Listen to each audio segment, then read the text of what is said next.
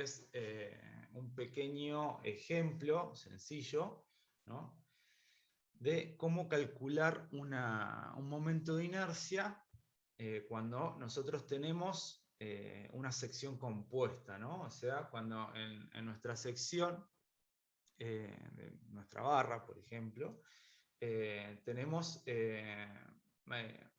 a ver, más de una forma, ¿no? O sea, en este caso, a ver, voy a compartir pantalla.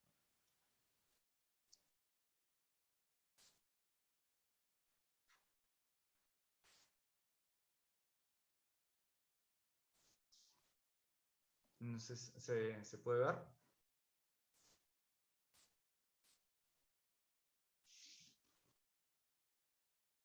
Bien. Sí, sí, se ve. En Sí, esta... profe, se ve.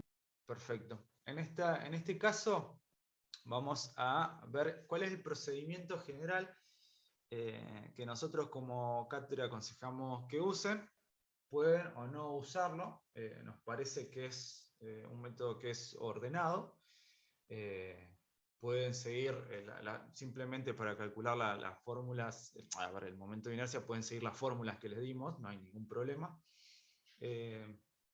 Pero para calcular los momentos de inercia de las secciones compuestas, que son en la gran mayoría las que se usan, ¿no?, en el día a día, nos parece que es un procedimiento que es bastante ordenado, ¿no?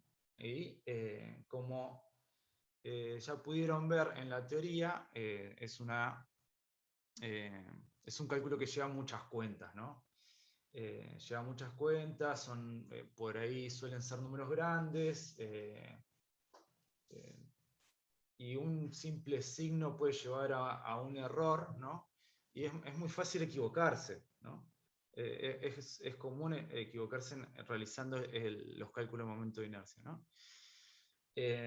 Entonces, está bueno tener un procedimiento, ¿no? Para todo, y como siempre está bueno tener un paso a paso, un procedimiento de cómo hacerlo, ¿no? Bueno, acá lo que vamos a hacer es calcular el momento de inercia de este perfil compuesto, ¿no? Entonces, como primer paso vamos a dividir el perfil compuesto en partes, ¿no? Estas partes van a ser partes conocidas, partes que nos resulten simples, ¿no? Y de las cuales nosotros ya conocemos el momento de inercia, ¿no? Ya sea porque lo calculamos, porque lo sabemos de memoria de tantas veces que lo usamos, porque lo vimos en una tabla, ¿no? Bien, entonces el primer paso es dividir este perfil. Nosotros lo vamos a dividir en dos partes, ¿no?, que estaba como medio cantado, que es la parte 1, esta parte del perfil, o alma, que también se llama, y la parte 2, o alas, ¿no?, del perfil, ¿no? Y bueno, ¿cómo lo vamos a dividir? Lo vamos a dividir en partes simples para que existan fórmulas con las cuales nosotros podamos calcular el momento de inercia respecto al eje baricéntrico de cada parte, ¿no? El eje baricéntrico también es algo que vamos a calcular, ¿no? Bien, y a cada parte la vamos a enumerar, ¿no? En este caso no tenemos más que dos partes. Si hubiésemos tenido, que es muy común, otro ala acá abajo, la hubiésemos llamado parte 3, ¿no? Por ejemplo, podríamos haber tenido, se usan vigas de ese estilo, ¿no?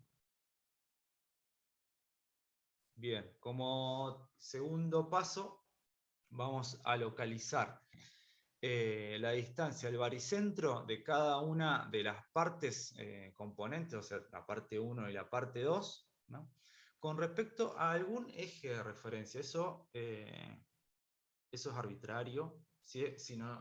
No es que se los damos nosotros en el ejercicio, es algo arbitrario, ¿no? Ustedes pueden plantear cualquier eje de referencia que les quede cómodo y van a llegar a calcular el momento de inercia, ¿no? Entonces, nosotros lo localizamos acá, lo denominamos eje Y y eje Z por convención, ¿no? O sea, pueden aparecer tablas en las cuales ¿Por qué Y y Z, ¿no? Se considera que esto es una barra, esto es la sección de una barra, ¿no?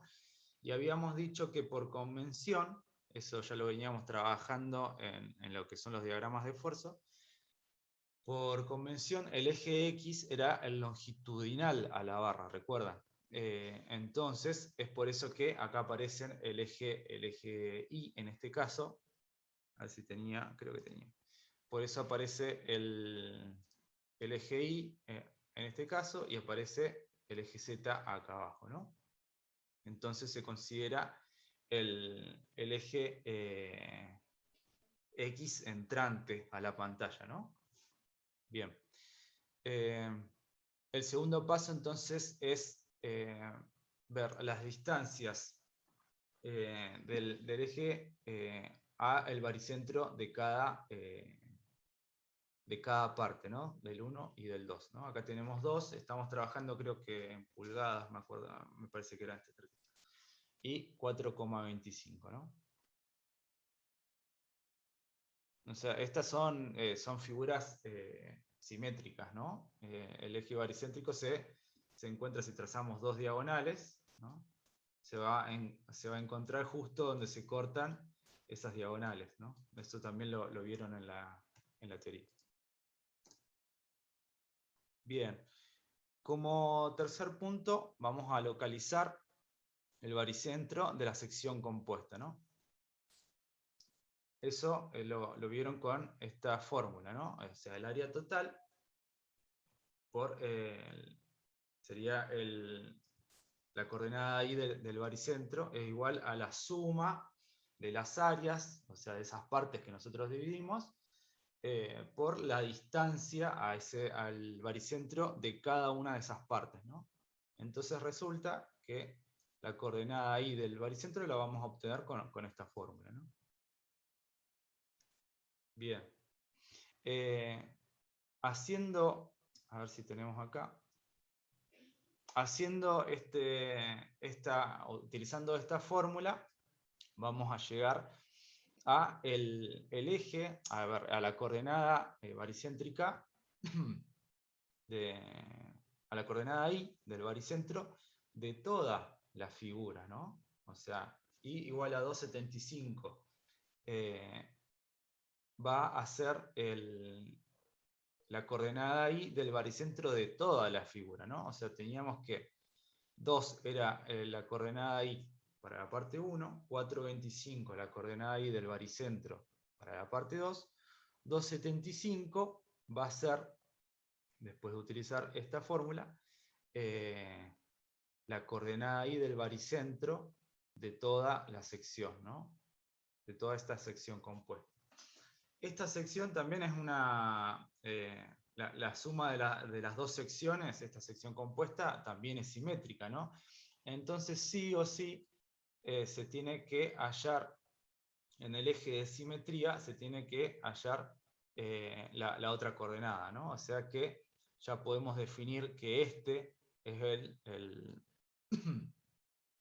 el centro de gravedad de la figura, de toda la figura, ¿no? Bien, ¿cuál era la parte ordenada? Si se quiere, el procedimiento es hacerlo en forma de tabla, ¿no? O sea, nosotros dividimos a la sección en diferentes partes, ¿no? Nosotros en este caso tenemos 2, podemos tener muchas más. Entonces, de la parte 1 vamos a poner el área y la distancia al eje Y. A la coordenada Y al baricentro de ese área, ¿no? Nosotros en la parte 1 tenemos este área, ¿no? Tenemos base por altura, ¿no? Acá tenemos altura de 4, el ancho de 1, ¿no? O sea, 4 pulgadas cuadradas, ¿no? ¿Cuál es la distancia al baricentro de esa parte? 2, ¿no? La coordenada ahí. Entonces después vamos a colocar el producto que hay entre el área y esa coordenada ahí al baricentro de esa figura, ¿no? Lo mismo vamos a hacer con la parte 2, ¿no? La parte 2 que tenemos 4 metros de ancho y 0,50 de altura. El área nos va a dar 2 pulgadas cuadradas la coordenada I al baricentro de esta parte, recuerden que es el baricentro, va a dar el 4,25 pulgadas, ¿no? Y 8,5 pulgadas al cubo va a dar este producto, ¿no? Estas son, es una tabla para ordenar las cuentas. Si no, simplemente puedes usar la fórmula y van a llegar al mismo resultado, ¿no? Entonces, acá tenemos la suma del área total, ¿no? Tenemos la sumatoria de los productos del área por la coordenada subbaricentro, ¿no? Entonces lo que queda es aplicar la fórmula por la cual vamos a obtener la coordenada I al baricentro de la sección completa, ¿no? Bien, hasta ahí, ¿cómo vamos? Por ahí voy medio rápido, pero a ver, es un tema nuevo, pero bueno, son cuentas dentro de todo, creo que sencillas, ¿no? Y Sí, esto se no sé, entiende. bien, perfecto. Esto no sé si lo habían visto también en física, el momento de inercia. Pero bueno, este es el procedimiento general, ¿no? Para calcular cualquier tipo de sección compuesta. Bien, hasta ahí llegamos al primer resultado parcial, ¿no? Es tener las coordenadas de nuestro centro de gravedad de toda la figura, ¿no? O sea, I igual a 275, Z igual a 2, ¿no? Este punto es el centro de gravedad de la figura. Bien, entonces vamos a calcular el momento de inercia de cada parte respecto a su propio eje baricéntrico y vamos a designarle los valores, ¿no? Como I sub 1, I sub 2, I sub 3, depende cuántas partes tenga, ¿no? Bien. Las dos partes de esta sección compuesta son rectángulos, ¿no? O sea, ya habíamos visto en la teoría que el momento de inercia de los rectángulos es base por altura al cubo sobre 12, ¿no? Entonces, de la parte 1 vamos a tener, haciendo la cuenta, ¿no? del momento de inercia, vamos a tener que 5,33 pulgadas a la cuarta. Fíjense que esto, o sea, trabajar con las unidades también es un método de verificación, ¿no? O sea, los momentos de inercia están en unidades de medida a la cuarta, elevado a la cuarta, ¿no?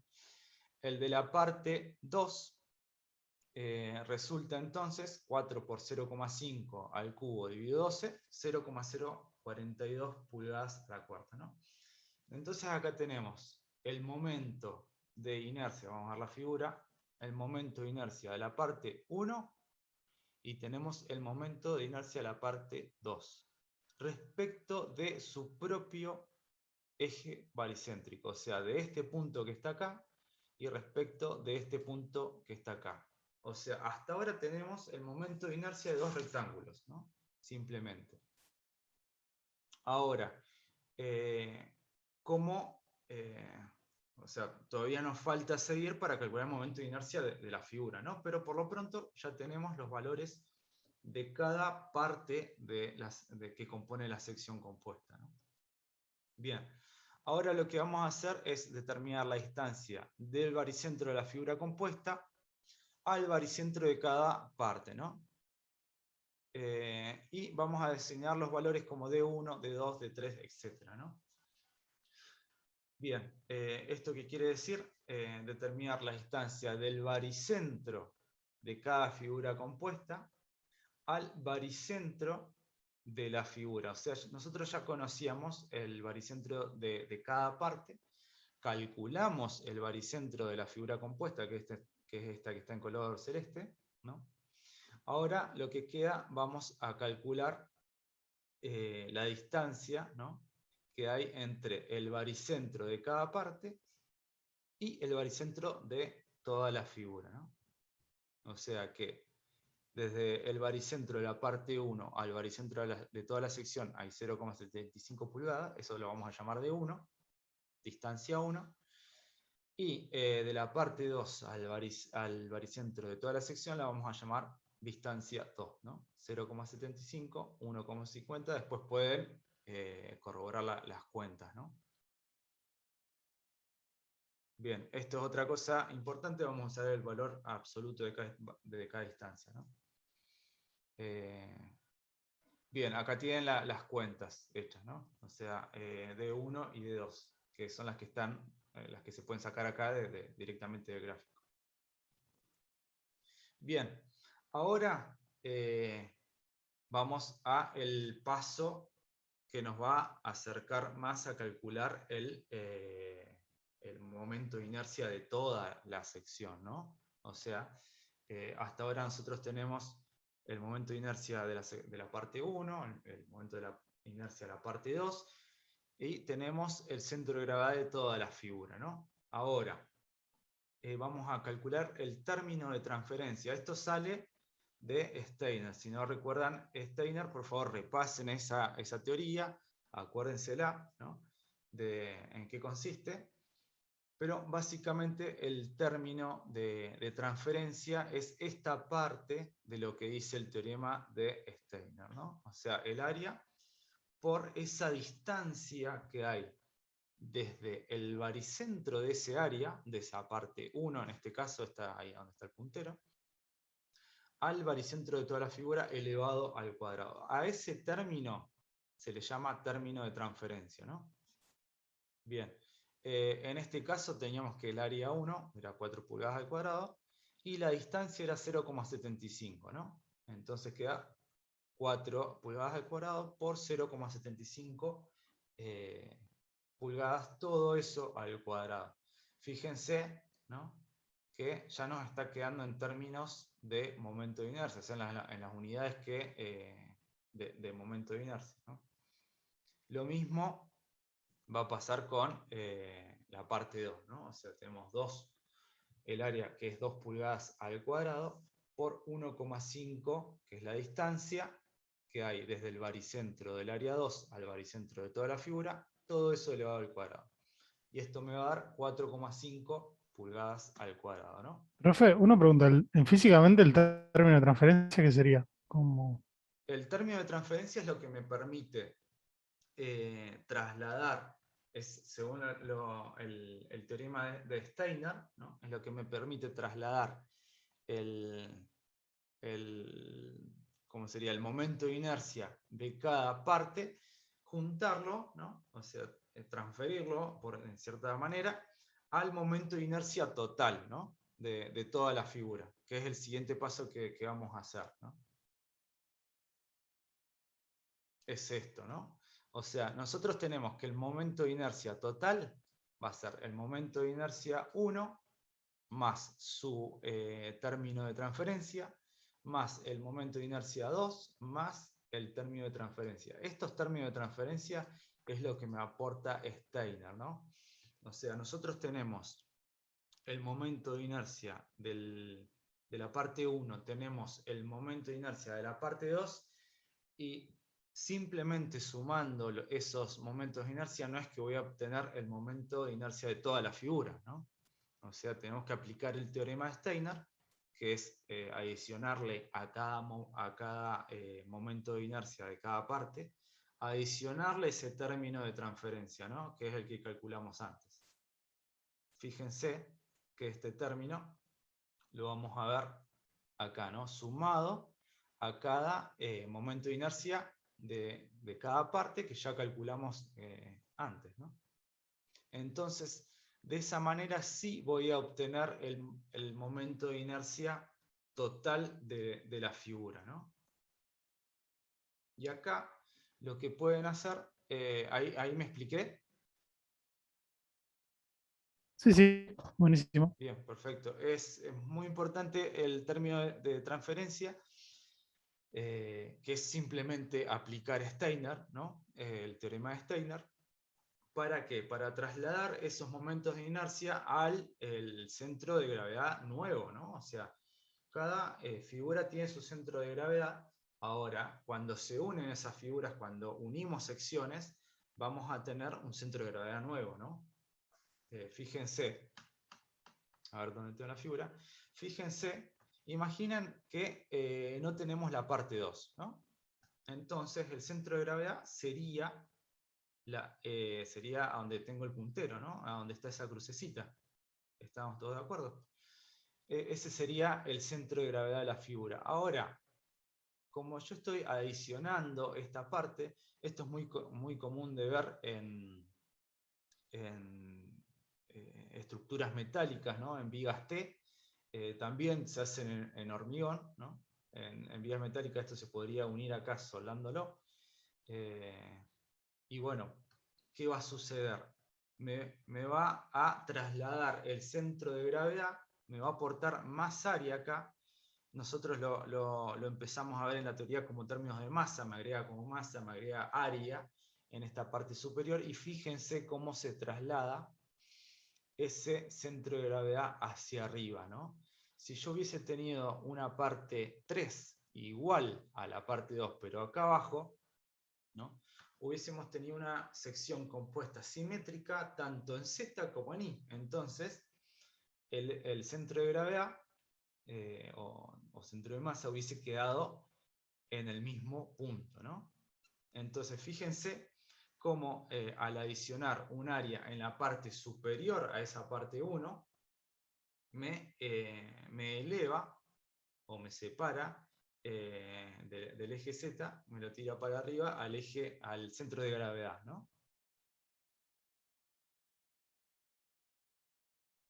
Ahora, el momento de inercia como total de la figura, como les decía, no es simplemente sumar, calcular el momento de inercia de las dos partes respecto a su eje baricéntrico, sino que tenemos que, para calcular el momento de inercia respecto al eje baricéntrico de la figura compuesta, necesito sí o sí aplicar el teorema de Steiner, ¿no?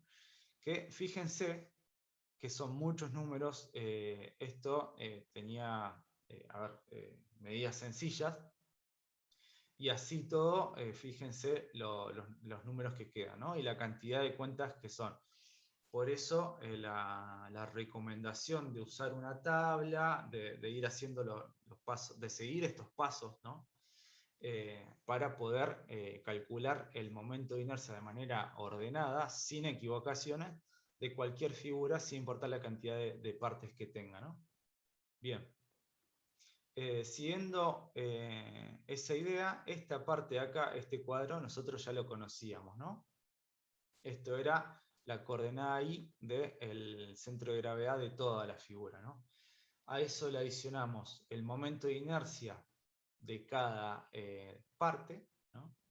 Le adicionamos la distancia que hay desde el baricentro de cada parte al baricentro de la figura, siempre en valor absoluto, ¿no? Y después hacemos el producto o término que hay entre el área y esa distancia al cuadrado, o término de transferencia. Lo dejamos anotado. Y después vamos a tener el momento de inercia de cada figura más ese término de transferencias. Es decir, esta celda más esta celda, ¿no? Le digo celda porque si quieren usar el Excel están invitados, ¿no? a hacerlo. Bien. La sumatoria, ahora sí, la sumatoria de esto sí me va a dar el momento de inercia total de la figura, ¿no? Fíjense que si yo hubiese sumado simplemente el momento de inercia de cada figura, hubiese tenido algo así como 5,375, ¿no? 5,375 pulgadas a la cuarta, ¿no?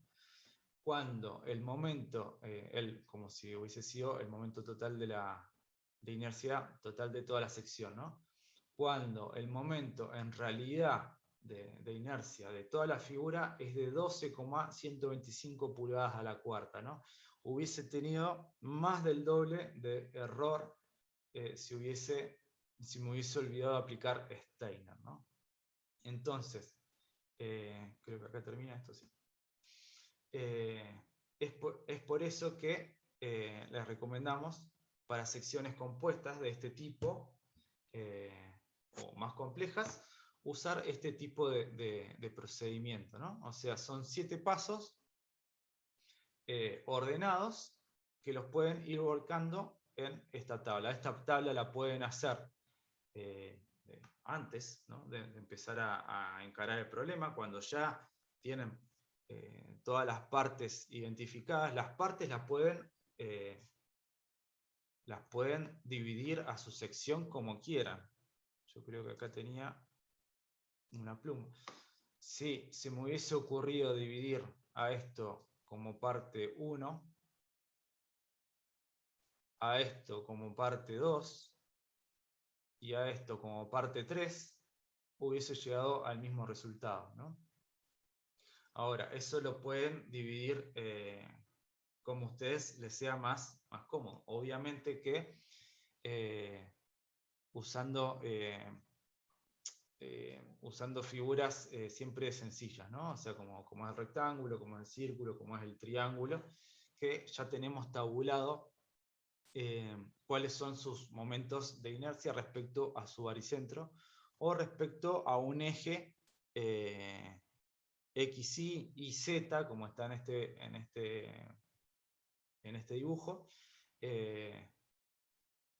Pero bueno, siempre tiene que ser lo más práctico posible, ¿no? O sea, si nosotros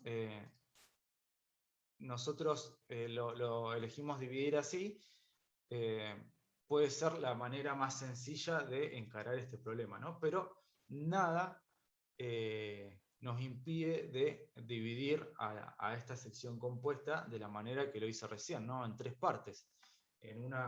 Como sería en una columna principal, una parte 1, y dividir al ala de esta sección en 2 partes más, y así vamos a tener 3 partes. Entonces vamos a tener 3 áreas que calcular, vamos a tener que tener 3 distancias. Por ende, esa última tabla que está acá va a tener una fila más, ¿no? Va a ser una cuenta más. Mientras más cuentas son, más chances hay siempre de cometer un error, ¿no?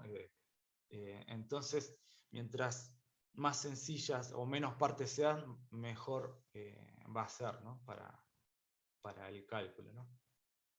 Hasta ahora, ¿tiene alguna duda con cómo calcular el momento de inercia?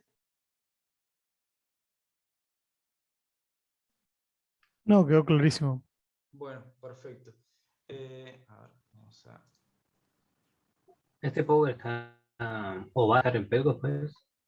Lo puedo dejar en Pelco, sí, no hay ningún problema. Vamos a... Digamos, geometría de las masas, así como se calcula el área, se calcula, digamos, distintas propiedades geométricas de la sección, entre ellas el momento de inercia. Entonces, al momento, digamos, de que ustedes necesiten aumentar lo de inercia de una sección, un poco por lo que explicaba Ale, que más adelante lo van a entender, tengan presente de que, o sea, ustedes agregando una misma cantidad de área, nosotros aumentamos muchísimo la inercia cuando nos alejamos del centro de gravedad de la sección, que era un poco lo que explicaba Ale con el teorema de Steiner y digamos, el área, la distancia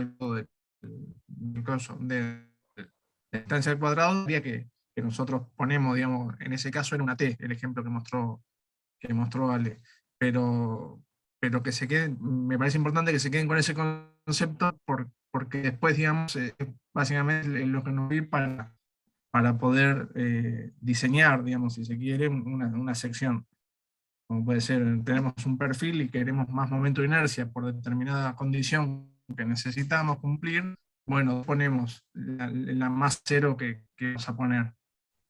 Básicamente es eso. Después no, nada más, creo que está todo claro. O por lo menos, digamos. Yo les aconsejo también, la teoría de esta es un poco más compleja, ¿no? A ver, no es tampoco tan compleja, un poco más pesada, en el término que tiene muchas cuentas y hay que seguirlo paso a paso, pero aconsejo fuertemente leerlo, ¿no? Leer de dónde sale, por lo menos, aunque sea una leída, aparte de lo que ya explicó Anabel, está bueno que que hayan visto la clase de Anabel el lunes. Y tienen el apunte de la teoría, ¿no? Que es exactamente lo que explicó Anabel el lunes, ¿no? Nada más que de manera resumida. Nosotros, es la manera de dar clases que tenemos, ¿no? O sea, no los hacemos estar acá 3 horas sentados enfrente de la computadora porque eso puede desgastar a cualquier persona. Entonces, les damos el material y después le damos una guía de cómo entrar a ese material, ¿no? Si no es que lo estudiaron antes. Si lo estudiaron antes, le va a servir mucho más. Si no, nosotros le estamos dando guías para estudiar ese material que ya les dimos, ¿no? Entonces, les aconsejo leer esa teoría de dónde sale y por qué el momento de inercia, ¿no? También hay otros métodos para calcular el momento de inercia, que es mediante el círculo de Moore, que es un método gráfico, ¿no? El cual, a ver, ya casi no se utiliza, pero es muy didáctico, ¿no? Es sencillo. También puede haber alguna pregunta, ¿no? en el cuestionario con respecto al círculo de Moore. Yo hace poco encontré una explicación que es de un video de 7 minutos de una universidad creo que es de Madrid,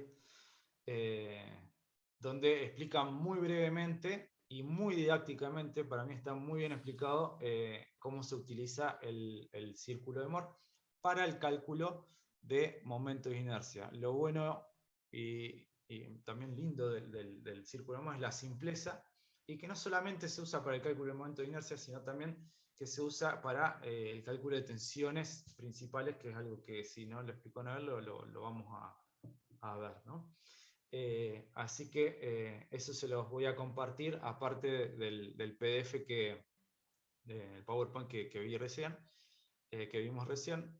Aparte de eso, les voy a compartir ese videito para que vean de dónde sale esa fórmula que ustedes ven como el momento de inercia principal, se le llama, ¿no? de una figura. De dónde sale es mucho más sencillo verlo desde el círculo de Moore, ¿no? Entonces, bueno, les aconsejo que bueno, repasen esa teoría. No es larga, pero por ahí, como les digo, cuesta un poco seguirla, ¿no? Un poco más seguirla, porque tiene, bueno, muchas integrales, muchas hipótesis y demás, para llegar a las fórmulas que nos interesan, que al final, que es lo que el momento de inercia de un rectángulo es B base por h al cuadrado sobre 12, ¿no? En términos generales llegamos a esas fórmulas que son las que vamos a utilizar, pero está bueno que sepan cuáles son los planteos para los cuales llegar a esa fórmula, ¿no? Más o menos eso es lo que se va a evaluar también, ¿no? En el cuestionario. Es más En el teórico que cuestionario otra cosa. sí, en el cuestionario sí. Sí.